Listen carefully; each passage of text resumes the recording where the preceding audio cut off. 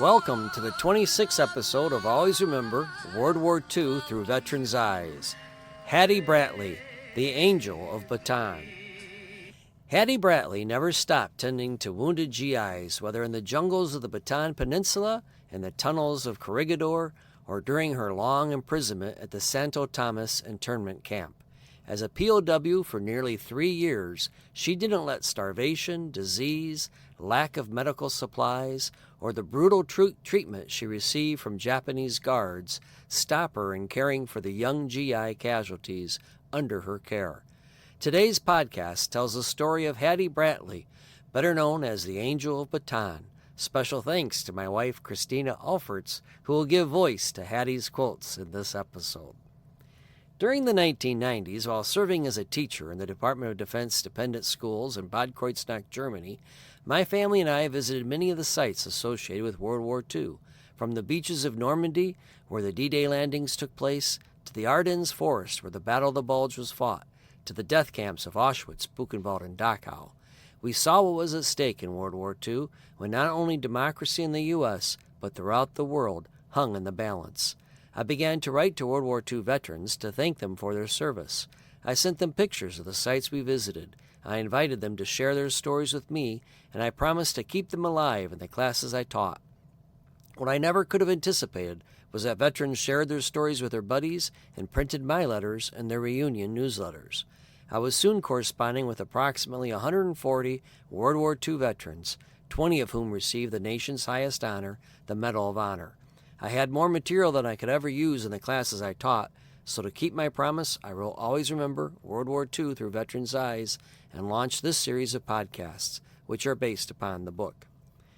Growing up in tiny Jefferson, Texas, attending a one-room school and hurrying home afterwards to milk the family cows, Hattie Brantley dreamed of becoming a nurse. Brantley attended Baylor School of Nursing in Dallas and graduated from the program in 1939. She quickly joined the Army Nurse Corps and spent 2 years at Fort Sam Houston, Texas, before she was given a transfer to Fort McKinley Station Hospital in the Philippines. Brantley accepted her station to the Philippines in the summer of 1941 with great happiness, not knowing the cruel fate that awaited her. I wanted to be in the Army so I could see the world. As nurses, we're assigned in Hawaii and the Philippines and Puerto Rico. We had hospitals in these areas, but none in Europe until after World War II began. Still, there was a hint of hostilities to come aboard her 29-day voyage across the Pacific from San Francisco to Luzon. We were told to wear bright dresses so the Japanese wouldn't know our ship carried troops. Arriving in Luzon, Brantley found the lush mountains, beautiful coastline, and heavenly beaches to be a paradise. Her assignment seemed easy, even laid back. She worked a split schedule from 7 a.m. to 9 a.m. and again from 2 p.m. to 7 p.m. each day in the small station hospital. In between, she enjoyed plenty of leisure, playing golf, swimming, mingling at the officers' club, and shopping in downtown Manila, known as the Pearl of the Orient back then. Although most dependents had been sent back to the U.S. by Thanksgiving, Luzon's tranquility made war seem like an impossibility to Brantley. Shock is hardly the word when Pearl Harbor was bombed, and we and the Philippines were tossed into war just as suddenly. Because they were across the international dateline, news of Pearl Harbor's devastation did not reach Fort McKinley Station until Monday morning, when Brantley and the other nurses went to breakfast and heard the first reports over the radio. The head nurse quickly reassured her medical team, telling them there wasn't anything to worry about, that they would not be bothered in Luzon by the Japanese. Later that evening, as shots rang out in the jungle, the nurses decided they did indeed have something to worry about. We had no idea what to do, Brantley said in an interview with Soldier magazine in September 1989. So the 4 of us hid under our bungalow. By noon the next day, Clark Air Base was under attack, the Japanese destroying most of the bombers whose crews were at lunch.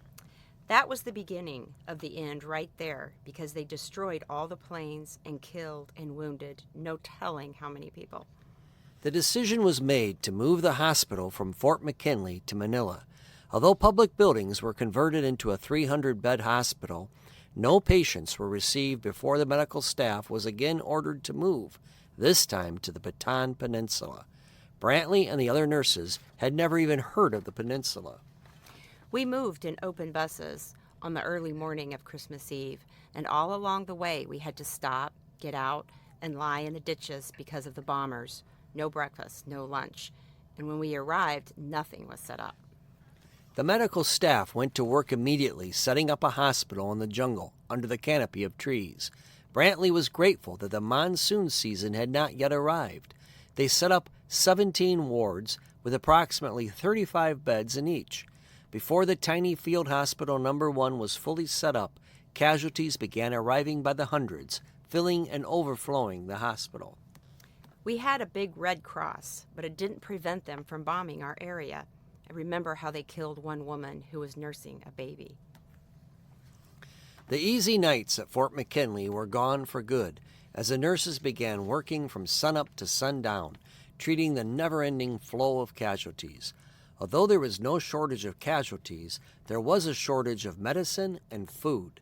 The nurses knew that the stranglehold the Japanese had on the Americans in the peninsula meant that no further supplies would be forthcoming when the little they had ran out. We had some horses and mules, and when bombs killed them, we'd give them to the mess as food. The wounded took it in stride as best as they could. Our patients were fantastic. They worried about us, our safety. Brantley recalled one badly injured soldier who seemed more concerned about her than he did his own life-threatening injuries. I remember a sweet boy from the Midwest who lost all 4 limbs. I stopped by as often as I could. Once after a quiet talk, he said, "What's a nice girl like you doing in a situation like this? You shouldn't be undergoing these hardships." Can you imagine? He said that to me. One day, Brantley was sent out in the jungle to set up another field hospital for 300 more patients. While she was gone, a 500-pound bomb landed on the hospital, right on her ward. When she returned and saw the devastation, Brantley was heartbroken. I had no idea how many people were killed, how many patients. It was just getting hopeless. The Americans could delay the Japanese advance, but they couldn't stop it, and were pushed further and further south until on April 8th, orders came from the hospital commander to move the nurses and as many soldiers as possible as they could to the tunnels of Corregidor Island, aptly called the Rock, at the mouth of Manila Bay. He said, "Girls, take what you can carry and get on this bus. You're going to the Rock." We said we couldn't leave our patients. Who's going to take care of them? And he said, "You're going to Corregidor." By the time we got out on the road, everything was being sent north to fight the enemy. The journey across the bay from Luzon to tiny Corregidor was made overland, then by boat. As hopeless as it was, thousands of GIs stayed at Bataan to complete the Army's mission. The soldiers called themselves the Battered Bastards of Bataan. No Pappy, no Mammy, no Uncle Sam. The following day, on April 9th, General E.P. King, in command of American and Filipino forces on the island of Luzon, issued an unconditional surrender of the 76,000 troops, 12,000 of them Americans, remaining on Bataan. The next day, the prisoners were herded together, and the 200-mile march from Bataan to Camp O'Donnell in central Luzon began. Starvation, exposure, exhaustion, and dysentery would claim thousands of American POWs, many of whom were butchered by the Japanese when they finally collapsed of exhaustion.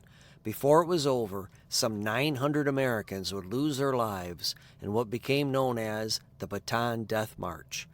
Almost simultaneously, the Japanese turned their sights to the tiny garrison at Corregidor, aiming their artillery and sending their bombers to attack it from the air.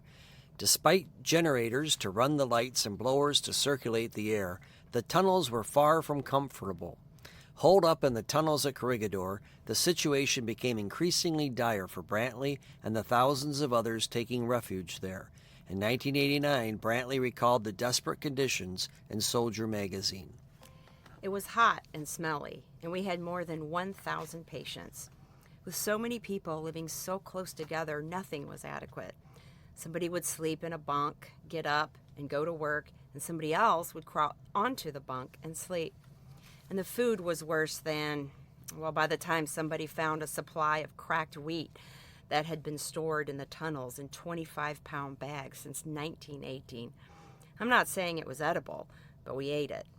We ate the worm larvae that floated on the top of the cereal because it was protein. The people who did not survive would not eat what we had. On May 5th, after an intensive air and artillery bombardment, Japanese soldiers landed on Corregidor and forced the surrender of General Wainwright unconditionally the following day to General Masahiro Homa. Ammunition, drugs, supplies, food.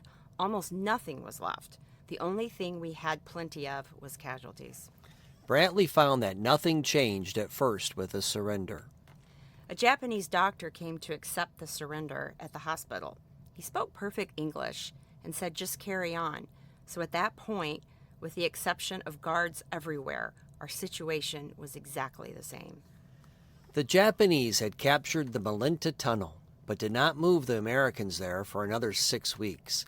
By the time they finally were moved by ship from the tunnels of Corregidor to Manila's Santo Tomas University, which had been converted into an internment camp, Brantley was so sick from a 105-degree fever, a result of the tropical infectious disease dengue fever, that she was unable to recall much of what had happened.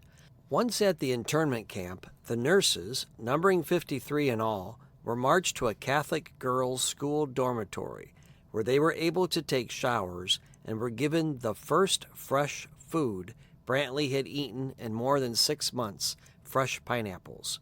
The nurses were kept separate from the rest of the prisoners for nearly their first 2 months in the camp, despite their protests to the guards. We told them we're military and want to get out of here, to be with our GIs, to take care of them. But when you got a guy with a bayonet there in front of you, you basically do what he says. Finally, after almost 2 months, the nurses were allowed to move in with the other 4,000 prisoners and to provide medical assistance where needed. For nearly 3 years, the internment camp would become home to Brantley and several thousand Allied civilians who had been living in Manila prior to the war's outbreak. During their 32 months of captivity, Brantley said that mail was never received and Red Cross packages were allowed in the camp only on 3 occasions. Once, a package of vitamin B complex arrived and did help save lives, according to Brantley. Even in the midst of their captivity and desperate conditions, Brantley recalled in her letter that the nurses never stopped caring for their fellow prisoners of war. We nurses provided the nursing care for the civilian group. This without enough medicine or other amenities of patient care. The diet was always inadequate. Cornmeal mush, coconut milk watered down, and dirty rice and soup, gravy without protein. Tropical diseases were common, and we treated surgical requirements as professionally as possible with the available doctors. The medical staff consisted of older physicians who had been living in Manila, working for various companies, and a few missionary doctors from China. Everyone at the camp knew hunger, and the internees existed on the meager rice rations and on the tiny gardens they were allowed to tend. Brantley recalled the struggle to survive.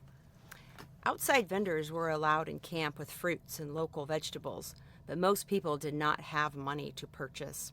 How we existed and survived the almost 3 years is due to the grace of God and the ingenuity of those in charge, begging, borrowing, cajoling to get food for the internees.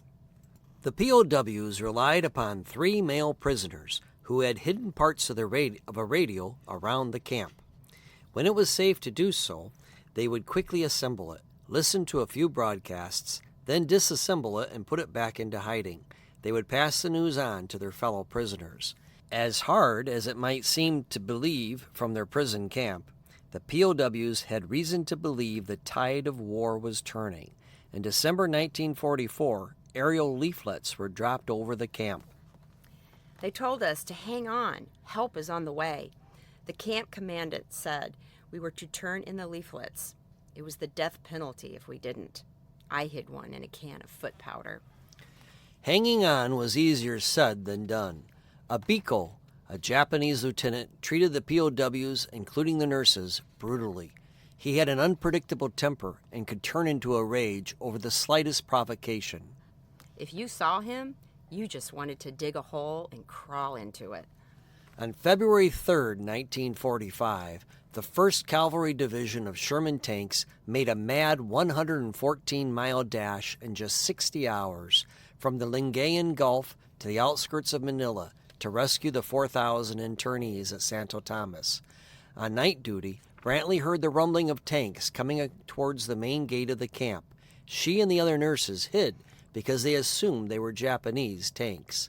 Abiko didn't hide. He came running out of the main building with his sword and pistol, ready to take on the intruders. They let him have it right between the eyes. I hate to say it, we were jubilant. In the firefight that followed, several internees were killed before the Japanese garrison was overwhelmed. One of the tank crew members yelled, "We're Americans! Isn't anybody here?" And one of the prisoners, "We were all hiding, remember," yelled back, "Yeah! Where have you been?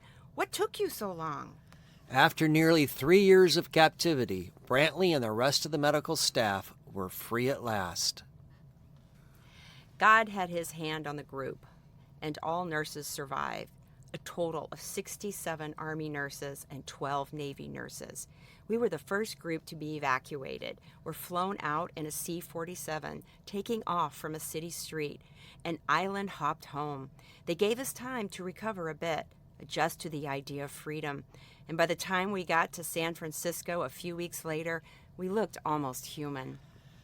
Despite her ordeal as a prisoner of war, Hattie Brantley decided to remain on active duty with the Army. Upon returning home in 1945, Brantley found that her past was often ignored. We were told to forget it and don't talk about it. This, at reorientation and repatriation, perhaps it was best that way, as most of us did not care to talk about our experiences. In 1969, after having served for 30 years in the U.S. Army Nurse Corps in the Philippines, Germany, Italy, and all over the U.S., Brantley retired from Fort Sam Houston in San Antonio, Texas, where her career had begun all those years ago. When she retired, Brantley was the last Army prisoner of war nurse still in uniform. A few years later, in 1971, Brantley attended a reunion of the American Defenders of Bataan and Corregidor. This organization had not been activated until about 1965 or so. It was heartwarming to see the reaction of the men and the few nurses attending, to be able to talk it out. Since that time, it has been easier and done frequently. In her retirement, Brantley became active in the group as well as the Texas Federation of Women's Clubs. She also became an avid beekeeper. Lieutenant Colonel Hattie Brantley would proudly return to Fort Sam Houston again in 1988, this time to accept a POW medal along with 30 other former prisoners of war. Their service and their sacrifices were not forgotten after all. For Brantley, her years of imprisonment were all part of the service she gave willingly to a country she loved. I consider I had a great career, rare opportunities for service to my country and mankind, and I am thankful for every single bit of it. Hattie Brantley died at the age of 90 on September 24, 2006. At her request, the Bledsoe Brantley Endowed Nursing Scholarship was created at Baylor University to further the vocation of nursing. She had long mentored other young women in becoming nurses. Brantley had a great sense of humor and made sure she had the last laugh with the epitaph she had inscribed on her tombstone at the New Prospect Cemetery in Jefferson, Texas. I joined the Army to see the world and ride a horse. In a Japanese prison camp, I ate the horse.